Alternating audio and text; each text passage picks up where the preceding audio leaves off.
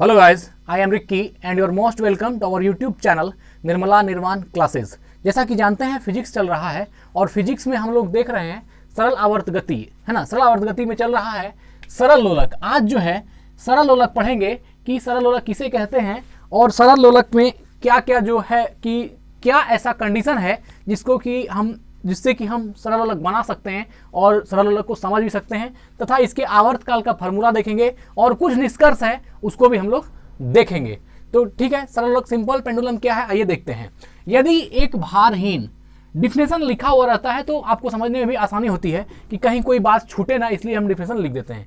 यदि एक भारहीन व लंबाई में 9 बढ़ने वाली डोरी, मतलब एक डोरी जो भारहीन है और लंबाई में 9 बढ़ने वाली है, अर्थात कि ऐसा नहीं कि उसको खींचे तो उसकी लंबाई बढ़ जाए, ऐसी डोरी नहीं चाहिए, है ना। बढ़ने वाली डोरी के निचले सिरे से पदार्थ के गोल, है ना, गोल परंतु भारी कण को लटकाकर, गोल लेकिन भारी कण को, जैसे मान लीजिए यह एक डोरी है और इसमें गोल लेकिन भारी कण को लटकाकर डोरी को किसी दृढ़ आधार से लटका दें तो इस समायोजन को सरल लोलक कहते हैं। इस समायोजन को क्या कहते हैं? सरल लोलक। एक क्या बोला? यदि एक भारहीन और लंबाई में वृद्धि न होने वाली, दो कंडीशन को देखिएगा। एक लिखा कि भारहीन होनी चाहिए, दूसरा लिखा कि लंबाई में 9 बढ़ने वाली, अर्थात वह जो है लंबाई से उसकी डोरी में वृद्धि नहीं होना चाहिए, है ना, वाली डोरी के निचले सिरे से पदार्थ के गोल परंतु भारी कण को लटकाकर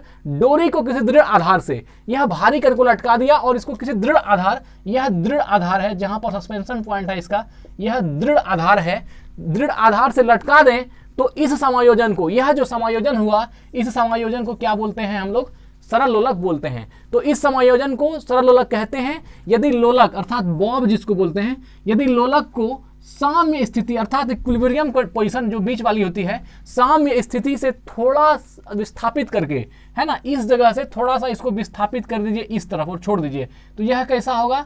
यह गति करना आरंभ करेगा। यह ऐसे यहाँ जाएगा, फिर यहाँ आएगा, फिर यह जो है इस तरफ आएगा और फिर यहाँ आएगा, तो यह जो है अपनी जगह पर हिलना शुरू कर देगा।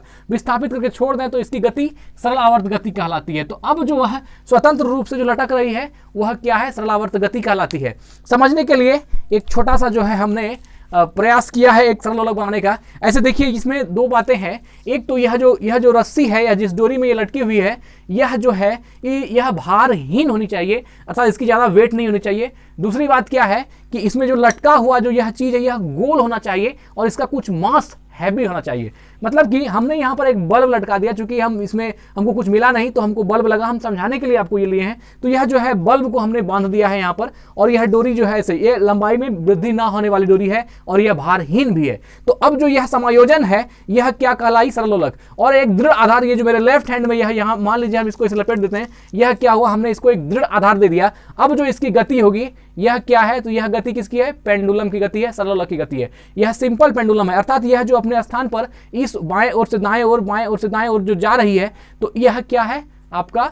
यह समायोजन, यह रस्सी और बल्ब का जो इस तरह एक साथ जुड़ना, यह समायोजन क्या है? सिंपल पेंडुलम है, अर्थात सरल लोलक है। इसके लिए क्या क्या कंडीशन है? एक तो जिस रस्सी से हमने इसको बांध रखा है वह भारहीन होनी चाहिए, अर्थात इसकी वेट ज्यादा नहीं होनी चाहिए। दूसरी बात, इसकी लंबाई नहीं बढ़नी चाहिए। ऐसा ना कि यह इसकी लंबाई जो है बढ़ती घटती रहे, तो वह भी जो है दिक्कत है, वह भी सिंपल पेंडुलम नहीं कहलाएगी। अर्थात यह रस्सी भारहीन होनी चाहिए, इसकी लंबाई जो है वह बढ़ने वाली ना हो। और दूसरा बात, जो इसमें लटका हुआ पदार्थ है, जैसे हमने यहाँ बल्ब को लटका दिया, तो यहाँ कोई ऐसा मास वाला कोई ऐसा चीज जिसकी द्रव्यमान होनी चाहिए, इसका कुछ वेट होना चाहिए, उस चीजों को हम यहाँ बीच से बांध दें, है ना, मिडिल पॉइंट से बांध दें। उसके बाद यह समायोजन क्या है? सरल लोलक है और उसकी गति जो है सरल आवर्त की गति होती है। यह जो गति कर रही है यह क्या है? सरल आवर्त गति है, सिंपल हार्मोनिक मोशन है। यह अपने जगह पर जो है यह जो मिडिल में आके यह साम्य अवस्था में है। अब अगर हम इसको यहाँ से थोड़ा सा जो है बाहरी बल देते हैं इसको और छोड़ देते हैं, ये क्या है? ये अपनी जगह पर इस तरफ से इस तरफ जो कर रही है ये क्या है? यह इसका पेंडुलम की गति है। इसको क्या बोलते हैं? सरल आवर्त गति कहते हैं। तो यह हो गया कि सरल लोलक क्या है। हमारे ख्याल से अब आपको इसमें कहीं भी कुछ समझने वाली बात नहीं है, कि समझ में नहीं आने वाली कोई बात नहीं है कि सरल लोलक क्या है। आप समझ गए कि सरल लोलक क्या है? एक भारहीन डोरी है जिसकी लंबाई की खींचने उसने पर ना बढ़े, एक बात। दूसरी बात क्या कि वह जो जिस पदार्थ से बंधी, जो जिस रस्सी में बंधा है वो पदार्थ का कुछ मास होना चाहिए, अर्थात वह कुछ हैवी होना चाहिए ताकि जो है वह आराम से सरल आवर्त गति में दोलन करते रहे, और वह जो दोलन करने की प्रक्रिया, उस गति को हम लोग सरल आवर्त गति कह रहे हैं। तो यह आपने समझा कि सिंपल पेंडुलम क्या है, सरल जो है सरल लोलक क्या है। अब इससे आगे बढ़ते हैं, है ना। अब सरल लोलक की बातें तो आपको समझ में आ गई। अब है सरल लोलक का आवर्तकाल, है ना, सरल लोलक का आवर्तकाल। अब जो यह सरल लोलक है और हम इसके आवर्तकाल पर बात करेंगे, इसके टाइम पीरियड पर बात करेंगे। अब जो यह मान लीजिए यहाँ से है, यह जो अपने जगह पर दोलन कर रही है, ये मान लीजिए यह जो झूल, यह जो एक ओर से दूसरी तरफ जो जा रही है, यह मान लीजिए हमने यहाँ से इसको विस्थापित थोड़ा सा बल दिया, ये क्या हो गया, अपने जगह पर हिल रहा है। तो इस गति, यह इसमें जो टाइम पीरियड है, जो इस लोलक की आवर्तकाल है, इस पर चर्चा होगी और बृहद चर्चा होगी, और बेहतरीन है, आप इसको समझेंगे, देखिएगा समझ में आएगी क्या कह रहा है। तो सरल लोलक का आवर्तकाल टी बराबर, अर्थात है ना टाइम पीरियड टी, सरल लोलक का आवर्तकाल टी बराबर 2 पाई, है ना, √L/g। तो याद रखना है 2 पाई √L/g, और अभी तुरंत याद रखना है इसको, यह जो फॉर्मूला है बहुत ही मोस्ट इंपॉर्टेंट है, इसको समझिएगा, क्योंकि जो भी ऑब्जेक्टिव क्वेश्चन इससे पूछे जाते हैं सरल आवर्त गति से, उसमें से हमको लगता है 30-40% जो है, 50% यह फार्मूला कैच करता है। अगर यह कॉन्सेप्ट आपको समझ में आता है तो हमको लगता है कि सरल आवर्त गति से जो ऑब्जेक्टिव क्वेश्चन आता है वह आप आराम से समझ सकते हैं और डील कर सकते हैं। तो इसको समझना बहुत जरूरी है, और समझने से साथ ही इसको याद रखना जरूरी है। और यह अंतिम वीडियो होगी जो आपको यह याद भी हो जाएगी, इस बात की गारंटी मेरी है। टी बराबर क्या होगा, 2 पाई इंटू √L/g, अर्थात यहाँ पर जो है यह टी एक टाइम पीरियड है, यह जो एक लोलक है इसकी टाइम पीरियड है, अर्थात यह जो अपने जगह पर गति कर रही है इस तरफ से इस तरफ सरल आवर्त गति में, इसका आवर्तकाल क्या होगा, इसकी टाइम पीरियड क्या होगी। अगर यह निकालना चाहें तो क्या होगा, 2 पाई तो फॉर्मूले से आता है, और L/g, where L equal to डोरी की प्रभावी लंबाई। L क्या है, डोरी की प्रभावी लंबाई है, और G का मान क्या है, गुरुत्वीय त्वरण। अब यहाँ समझने वाली एक बात है, इसमें सब कुछ समझ में आ गया होगा। T बराबर तो निकालते ही हैं, 2 फार्मूला से है, पाई फार्मूला से है, L जो है डोरी की प्रभावी लंबाई है, G गुरुत्वीय त्वरण है। समझने वाली चीज यही है प्रभावी लंबाई, कि अब यह प्रभावी लंबाई क्या है, प्रभावी लंबाई किसको कहते हैं। तो बात को समझिए, प्रभावी लंबाई क्या है मित्र, इसको हम यहाँ से समझते हैं। देखिए, यह हमने एक जो सरल लोलक बनाया है, इसमें आप गौर से देखिए, यह जो मिडिल पॉइंट पर बंधा है इसको हम लोग सेंटर ऑफ मास बोलते हैं, है ना, यह सेंटर ऑफ मास है। और देखिए, यह सेंटर ऑफ मास से जहां से यह लटकी हुई है सस्पेंशन पॉइंट, इन दोनों बीच की दूरी को हम लोग क्या बोलते हैं। जैसे यहाँ ये मिडिल वाला पॉइंट हुआ जो ब्लू कलर से हमने यहाँ किया, और ये पॉइंट ऑफ सस्पेंशन है, यह दोनों के बीच की दूरी, यहाँ से लेकर के यहाँ तक की जो बीच की दूरी है, इसी दूरी को हम लोग क्या बोलते हैं, प्रभावी लंबाई बोलते हैं। अर्थात कि अगर हम इसमें समझें तो यह जो मेरे हाथ से यह जहाँ पर हमने इसको पकड़ रखा है, यह जो है इसकी सस्पेंशन पॉइंट है जहाँ पर ये लटक रही है, तो यहाँ से लेकर के यह तो बल्ब है, इस पर हमने एक सिरे में बांधा है, लेकिन जब ये मिडिल में बंधाएगी तो क्या होगा, यह जो इसकी सेंटर ऑफ मास, कहीं ना कहीं हर बॉडी का सेंटर ऑफ मास होता है, तो इसकी सेंटर ऑफ मास से जो सस्पेंशन पॉइंट तक की लंबाई होगी, यह क्या कहलाएगी, प्रभावी लंबाई, है ना। सस्पेंशन पॉइंट से सेंटर ऑफ मास तक की डिस्टेंस को क्या बोलेंगे हम लोग, प्रभावी लंबाई L बोलेंगे। तो यही प्रभावी लंबाई L है। अर्थात आपको यह भी समझ में आ गया कि इस फॉर्मूला में L क्या है। अगर कोई पूछे कि सरल लोलक का आवर्तकाल T बराबर क्या है, तो 2 पाई इंटू √L/g, है ना। सरल लोलक का आवर्तकाल क्या होता है, T बराबर 2 पाई इंटू √L/g। अभी याद कर लीजिए, कभी मिस्टेक नहीं कीजिएगा, है ना। 2 पाई इंटू √L/g, L डोरी की प्रभावी लंबाई है और G गुरुत्वीय त्वरण है। अब यहां पर यह चीज तो समझ में आ गई। अब मेन चीज जो निष्कर्षण है, इससे रिलेटेड चीजें हैं जो ऑब्जेक्टिव में पूछाते हैं, उसको समझते हैं क्या है। पहला देखिएगा क्या लिखा है, T is directly proportional to √L, अर्थात जो टाइम पीरियड है वह लंबाई के जो वर्गमूल है ना, उसका सीधा समानुपाती होता है। मतलब कि अगर यदि √L की वैल्यू बढ़ाते जाएं तो क्या होगी, यहाँ पर T की वैल्यू बढ़ती जाएगी। बोलिए, इसमें कुछ समझने वाला बात है। जब T बराबर 2 पाई इंटू √L/g है, अर्थात कि, और यहाँ पर दिया हुआ है कि T is directly proportional to √L, अगर इस तरह कंडीशन है तो इसमें अगर हम T की वैल्यू को बढ़ाते जाएंगे, या तो क्या होगी, L की वैल्यू को बढ़ाते जाएंगे तो T की वैल्यू स्वतः बढ़ती जाएगी। और इसमें भी आप देखिए, अगर L का मान ज्यादा होगा तो इस पूरी वैल्यू का मान ज्यादा होगा, और इस पूरी वैल्यू के बराबर ही तो T है, इसलिए T का मान भी ज्यादा होगा। तो सबसे पहली बात, अगर L बढ़ेगा तो T भी बढ़ेगा। अर्थात अगर डोरी की प्रभावी लंबाई को हम बढ़ा दें, डोरी की प्रभावी लंबाई को बढ़ा दें तो टाइम पीरियड बढ़ जाएगी। कोई दिक्कत है? अब देखिए, यह हम यहाँ से पकड़ते हैं, ठीक है। यह यहाँ प्रभावी लंबाई कहाँ से मापी जाएगी, सस्पेंशन पॉइंट से और सेंटर ऑफ मास से। यह देखिए कितना सा दोलन कर रहा है। अब हम क्या करें, इसकी लंबाई को थोड़ा और बढ़ाते हैं, है ना। ये जो प्रभावी लंबाई और बड़ी हो गई, यह सस्पेंशन पॉइंट से मास्टर सेंटर ऑफ मास तक की दूरी, देखिए इसका क्या हो रहा है, इसकी आवर्तकाल बढ़ती जा रही है। ज्यों ज्यों हम इस लोलक की लंबाई को बढ़ाते जा रहे हैं, त्यों त्यों इसकी टाइम पीरियड भी बढ़ती जा रही है। इसको इतना लंबा कर दिया हमने। अब सस्पेंशन पॉइंट यहाँ है, सेंटर ऑफ मास यहाँ है, दोनों के बीच की दूरी बहुत ज़्यादा हो गई। अब देखिए ये टाइम पीरियड और भी बढ़ गई, अर्थात √L is directly proportional to T। ज्यों ज्यों L की वैल्यू बढ़ेगी त्यों त्यों T का मान भी क्या होगा, बढ़ता जाएगा। तो यहाँ पर अब यह बात समझ में साफ आ गई कि ज्यों ज्यों लंबाई को हम बढ़ाते जाएंगे, है ना, किसकी लंबाई को, प्रभावी लंबाई को, अर्थात किसी भी लोलक के सस्पेंशन पॉइंट और उसके सेंटर ऑफ मास तक की जो बीच की डोरी की लंबाई है, उसको जितना बढ़ाते जाएंगे उसके आवर्तकाल की वैल्यू भी उतनी ही ज़्यादा बढ़ती जाएगी। क्योंकि अगर यह छोटा है तो इसका रेंज भी छोटा है, इतना सा नहीं रह रहा है, और थोड़ा बड़ा करें तो यह और भी ज़्यादा रेंज को कवर कर रहा है और टाइम पीरियड भी बढ़ता जा रहा है। और बड़ा करें तो ये क्या हो रहा है, और भी ज़्यादा रेंज को, देखिए कहाँ तक जा रहा है। इसको और बड़ा करें तो ये देखिए इसका आवर्तकाल क्या होगा, और भी बढ़ता जाएगा। मतलब टाइम पीरियड, आवर्तकाल मतलब क्या, जाने में आने में, फिर जाने में फिर आने में जो टाइम लग रहा है वो आवर्तकाल है। तो देखिए आवर्तकाल कितना बढ़ रहा है, यह एक आवर्तकाल हो रहा है। तो यह इसको और बड़ा कर दें, यह देखिए इसकी क्या हो गई, और भी आवर्तकाल जो है बढ़ती जा रही है, अर्थात टाइम पीरियड T का वैल्यू बढ़ते जा रहा है। क्यों, क्योंकि प्रभावी लंबाई बढ़ती जा रही है। हम पहले यहाँ पकड़े थे, फिर यहाँ पकड़े थे, फिर यहाँ, फिर यहाँ। तो कहने का मतलब यह है कि इस बात को आप समझिए कि ज्यों ज्यों किसी भी सरल लोलक के L की लंबाई को बढ़ाते जाएंगे, प्रभावी लंबाई को बढ़ाते जाएंगे, तो उसका आवर्तकाल बढ़ता जाएगा। चलिए आगे बढ़ते हैं। अर्थात लंबाई बढ़ने पर T आवर्तकाल बढ़ जाएगा, कोई दिक्कत नहीं। हम लोगों ने प्रयोग से भी देखा कि ज्यों ज्यों हम L को बढ़ाते हैं त्यों त्यों आवर्तकाल भी बढ़ता जाएगा।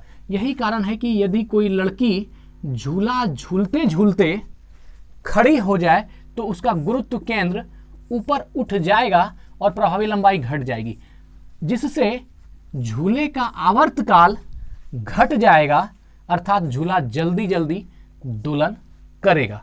अब देखिए कह रहा है कि अब जो झूला पर मान लीजिए कोई लड़की बैठी हुई है और वह झूल रही है, ठीक है, एटेंडम क्या हुआ, वो खड़ी हो गई। तो झूला पर बैठी हुई लड़की, उस पूरे समायोजन का, झूला का और उस लड़की का कहीं ना कहीं एक जगह पर सेंटर ऑफ मास है। लेकिन जब लड़की खड़ी हो जाती है तो मान लीजिए यहाँ पर बैठ के झूल रही थी, अब ये खड़ी हो गई तो यहाँ तक आ गई। तो जब इस समायोजन की लंबाई बढ़ गई तो क्या हुआ, सेंटर ऑफ मास की लंबाई भी बढ़ गई। पहले सेंटर ऑफ मास नीचे था, अब सेंटर ऑफ मास कहाँ आ गया, ऊपर आ गया। तो सेंटर ऑफ मास और सस्पेंशन पॉइंट के बीच की दूरी को प्रभावी लंबाई कहते हैं। तो ये लंबाई क्या हो गई, घट गई।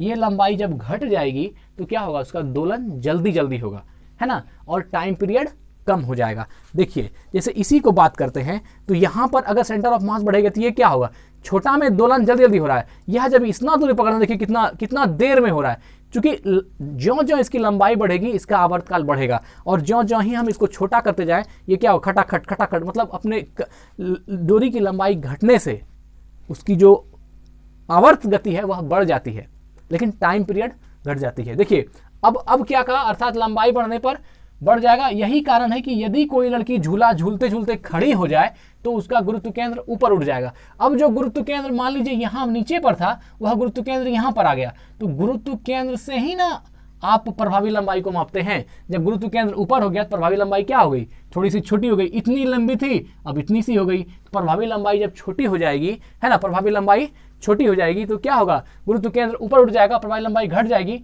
जिससे झूला का आवर्तकाल क्या होगा, घट जाएगा। अब आवर्तकाल, चूंकि जब डोरी की लंबाई छोटी हो गई तो आवर्तकाल भी छोटी हो जाएगी, है ना, तो आवर्तकाल घट जाएगी, अर्थात झूला जल्दी जल्दी दोलन करेगा। और आवर्तकाल छोटी हो गई, मान लीजिए यहाँ से इतना सा का कोई है और यहाँ से छोटा सा है, तो यह जो है यह इसकी आवर्त गति क्या हो जाएगी, बढ़ जाएगी। ये छोटा स्पेस को ये करेगा, लेकिन यह जो जितनी बड़ी डोरी होगी, जितना बड़ा इसका प्रभावी लंबाई होगा, उतना ही ज़्यादा जो है इसका क्या होगा, उतना यह धीरे धीरे दोलन करेगी।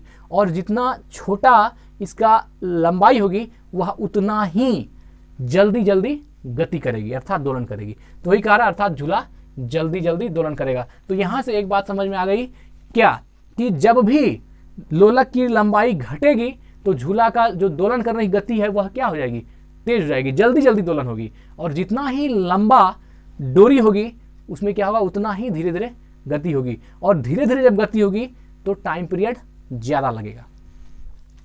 दूसरा पॉइंट देखते हैं, आवर्तकाल लोलक के द्रव्यमान पर निर्भर नहीं करता।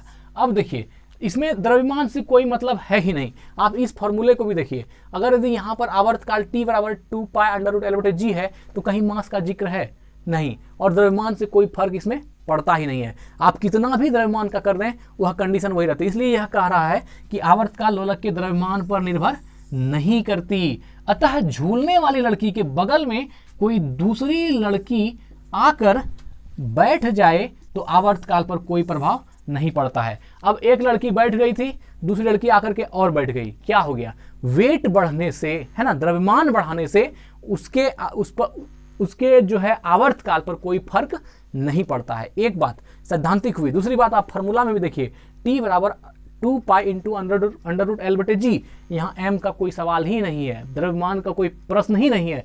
तो एक लड़की क्या, वहां पर अगर 10 लड़की को और भी बैठा दीजिए फर्क नहीं पड़ता है। लेकिन हाँ, फर्क पड़ेगा जब उसकी सेंटर ऑफ ग्रेविटी उठेगी, अर्थात अगर वो उसमें से एक भी लड़की अगर खड़ी हो गई तो सेंटर ऑफ ग्रेविटी वहां से, सॉरी सेंटर ऑफ मास वहां से चेंज करेगा। सेंटर ऑफ मास जैसे ही चेंज करेगा मित्र, वह क्या होगी, उसकी लोलक की लंबाई घट जाएगी।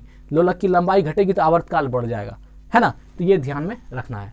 तो आवर्तकाल लोलक के द्रव्यमान पर निर्भर नहीं करता है। अतः झूलने वाली लड़की के बगल में कोई दूसरी लड़की आकर बैठ जाए तो आवर्तकाल पर कोई प्रभाव नहीं पड़ेगा। अर्थात आवर्तकाल जो है T टाइम पीरियड जो है वह अपनी रफ्तार से चलती रहेगी। आवर्तकाल को दो ही फैक्टर प्रभावित कर सकता है, एक है L और एक है G। अर्थात G की वैल्यू बढ़ेगी घटेगी तो आवर्तकाल प्रभावित होगा, L की लंबाई बढ़ेगी घटेगी तो भी आवर्तकाल प्रभावित होगा। L मतलब प्रभावी लंबाई। चलिए यह भी हो गया। तीसरा पॉइंट देखते हैं, T is directly proportional to under root L/g, है ना। आवर्तकाल जो है T is directly proportional to under root L/g, यानी किसी लोलक घड़ी को पृथ्वी तल से ऊपर या नीचे ले जाया जाए। पृथ्वी तल से ऊपर जाने पर क्या होता है, G का मान घटता है। पृथ्वी तल से नीचे जाने पर क्या होता है, G का मान घटता है। चाहे पृथ्वी से ऊपर चले जाइए चाहे पृथ्वी से नीचे चले जाइए, दोनों ही कंडीशन में G का मान घटता है। तो क्या कहा, यानी किसी लोलक घड़ी को पृथ्वी तल से ऊपर या नीचे ले जाया जाए तो घड़ी का आवर्तकाल T बढ़ जाता है, अर्थात घड़ी सुस्त हो जाती है, क्योंकि पृथ्वी तल से ऊपर या नीचे जाने पर G का मान कम होता है। अब देखिए क्यों नहीं होगा, अगर यदि यह जो G है इसकी वैल्यू बढ़ा दें तो L/G की वैल्यू बढ़ा दें तो ये क्या होगा, इसकी वैल्यू घट जाएगी, और इस पूरे की वैल्यू अगर घटेगी तो T की भी वैल्यू घट जाएगी। तो यह किस पर डिपेंड हो गया, G पर। अर्थात G का मान जितना कम होगा T की वैल्यू उतनी ज्यादा होगी, और G की वैल्यू जितना ज्यादा होगा T का वैल्यू उतना कम होगा। तो अब यहाँ जो क्वेश्चन था, किसी लोलक घड़ी को पृथ्वी तल से ऊपर या नीचे ले जाया जाए। अब पृथ्वी तल से बहुत ऊपर लेते जाएंगे तो क्या होगा, G का मान घटता जाएगा। G का मान 9.8 था, मान लीजिए यहाँ G का मान हो गया 4, तो क्या हो गया, G का मान घट गया। इसका मतलब इस समायोजन का वैल्यू बढ़ जाएगा, और इसकी वैल्यू बढ़ेगी तो इसके बराबर तो ही तो T है, अर्थात टाइम पीरियड का भी मान बढ़ जाएगा, आवर्तकाल भी मान बढ़ जाएगा। अर्थात अगर G का मान बढ़ेगा तो आवर्तकाल का मान बढ़ेगा, G का मान घटेगा तो आवर्तकाल का मान घटेगा। तो इस बात को समझिए, यानी किसी लोलक घड़ी को पृथ्वी तल से ऊपर या नीचे ले जाया जाए तो घड़ी का आवर्तकाल T बढ़ जाता है ना, आवर्तकाल जो है T बढ़ जाता है, अर्थात घड़ी सुस्त हो जाती है, क्योंकि पृथ्वी तल से ऊपर या नीचे जाने पर G का मान कम होता है। पृथ्वी तल से ऊपर या नीचे जाने पर क्या होता है, G का मान कम होता है। तो अब इसमें कहीं कोई दिक्कत नहीं है। अब यह तो सीधा बात है, अगर G का मान बढ़ेगा तो अब टाइम पीरियड का मान बढ़ेगा, G का मान घटेगा टाइम पीरियड का मान घटेगा, आवर्तकाल का मान घटेगा।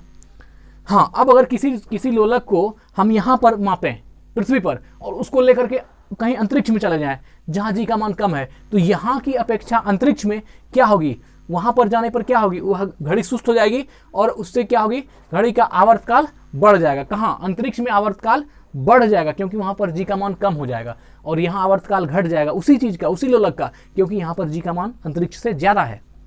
चलिए आगे देखते हैं। यदि लोलक घड़ी को उपग्रह पर ले जाएं, लोलक घड़ी को उपग्रह पर ले जाएं तो वहां भारहीनता के कारण, उपग्रह पर तो भारहीनता है ना सैटेलाइट पर, तो वहां भारहीनता के कारण G बराबर 0। भारहीनता किसको बोलते हैं, जहां G की वैल्यू 0 हो। भारहीनता के कारण G 0, अर्थात घड़ी का आवर्तकाल अनंत हो जाएगा। अब उसका आवर्तकाल अनंत हो जाएगा, अतः उपग्रह में लोलक घड़ी काम नहीं करेगी। अब उपग्रह में लोलक घड़ी काम नहीं करेगी क्योंकि वहां पर G की वैल्यू क्या होती है, 0 हो जाती है। G की वैल्यू कम होगी तो T की वैल्यू कम होगी, लेकिन अगर G की वैल्यू 0 हो जाए तो यह वैल्यू, इसका मान अनंत हो जाएगा और इसका मान अनंत होगा, इसके बराबर t है, तो t का मान भी क्या हो जाएगा, अनंत हो जाएगा, इन्फिनिटी हो जाएगा, ठीक है ना।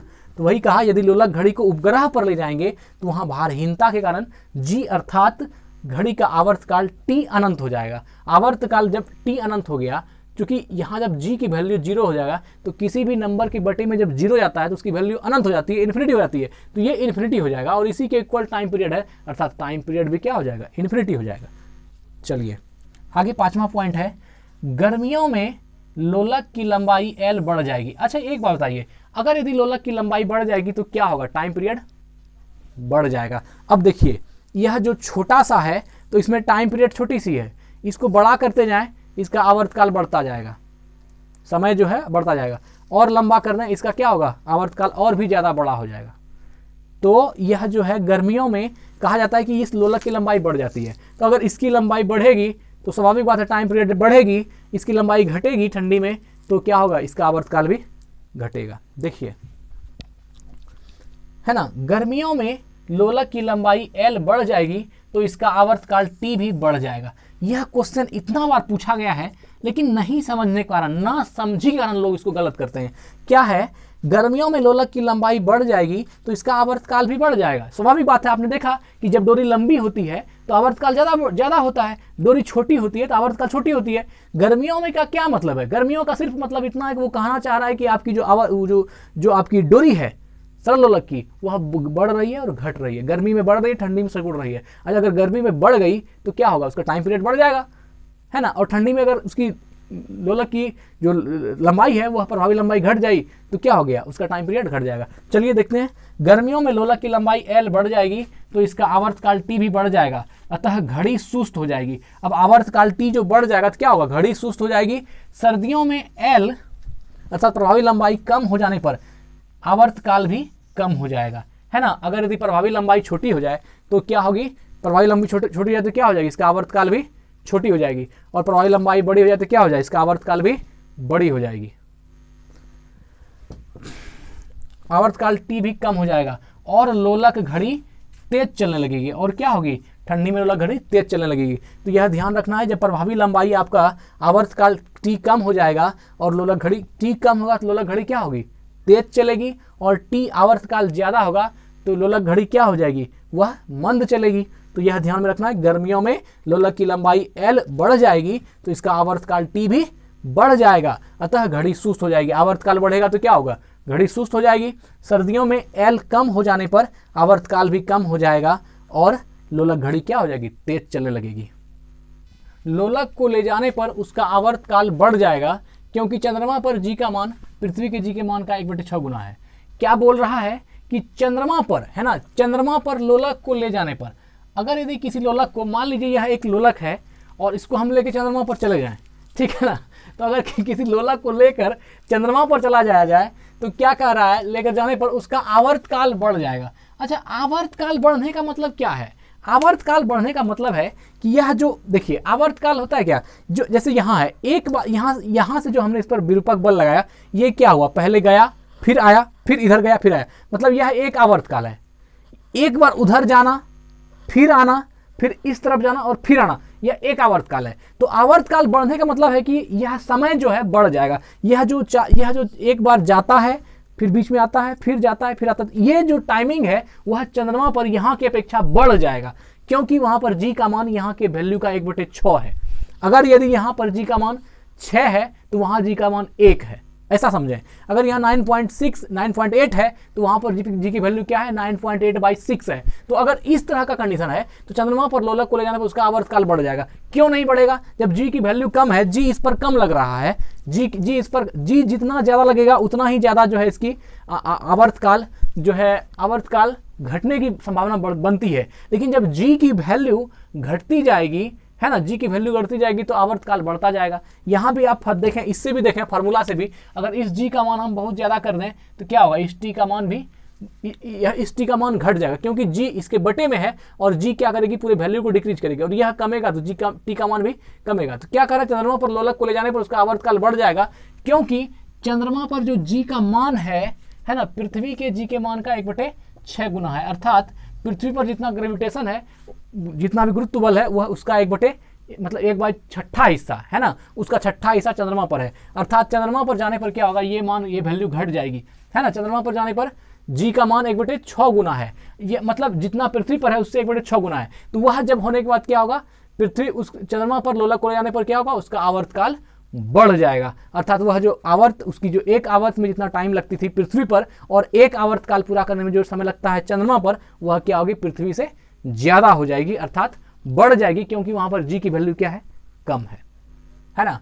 तो चंद्रमा पर लोलक को ले जाने पर उसका आवर्तकाल बढ़ जाएगा, क्योंकि चंद्रमा पर जी का मान पृथ्वी के जी के मान का 1/6 गुना है। अब देखिए यह जो 1/6 गुना है, मान लीजिए पृथ्वी पर कुछ भी है जी की वैल्यू, और यहाँ पर अगर जी की वैल्यू हम g/6 रख दें, तो यह क्या हो गया, जी का वैल्यू कम हो गया। तो जी की वैल्यू कम होगी तो यहाँ पर क्या होगा, टी का मान बढ़ेगा। जी की वैल्यू जितना ही कम करते जाएंगे उतना ही 2π × √L/g का मान बढ़ेगा। इस बात को समझिए, 2π × √L/g, यह जो है, अगर हम इसकी वैल्यू को, जी की वैल्यू को बढ़ा दें, तो इस पूरे की वैल्यू का, जी की वैल्यू अगर चंद्रमा पर घटा दें तो क्या होगा, इस जी का मान घटने से इस पूरे का मान बढ़ जाएगा, 2π × √L/g का मान बढ़ जाएगा, और इसी के बराबर तो टाइम पीरियड टी होता है। अगर यह बढ़ गया तो क्या हो गया, यह भी बढ़ गया, अर्थात आवर्तकाल भी बढ़ गया। तो मेरे मित्र, अगर जी की वैल्यू घटती जाएगी तो टाइम पीरियड बढ़ती जाएगी, और अगर जी की वैल्यू बढ़ती जाएगी तो यह जी की वैल्यू ज्यादा हो जाएगी, तो 2π × √L/g का पूरे का मान जो है कम हो जाएगा, और अगर जी का मान बढ़ेगा तो इस पूरे का मान कम होगा, और इसी के बराबर तो आवर्तकाल टी होता है, इसलिए आवर्तकाल का भी मान क्या हो जाएगा, घट जाएगा। अब अगर इस यहाँ पर जी का मान बढ़ा दें, बहुत ज्यादा बढ़ा दें, तो इसकी वैल्यू घट जाएगी,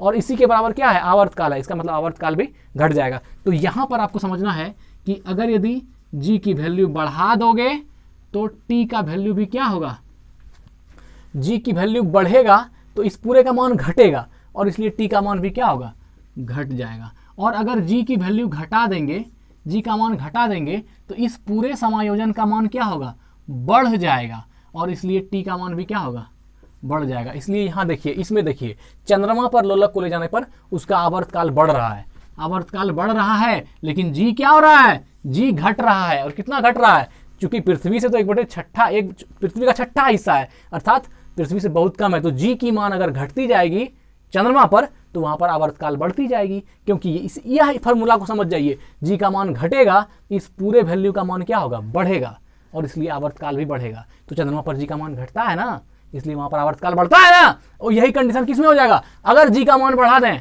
तो फिर क्या होगा, यह बढ़ेगी तो इस पूरे समायोजन का मान घटेगा, इसलिए क्या होगा, टाइम पीरियड भी घटेगा। यही चीज पृथ्वी पर हो रहा है, यहाँ जी का मान ज्यादा है चंद्रमा से, इसलिए आवर्तकाल भी क्या है, आपका वहां की अपेक्षा कम है।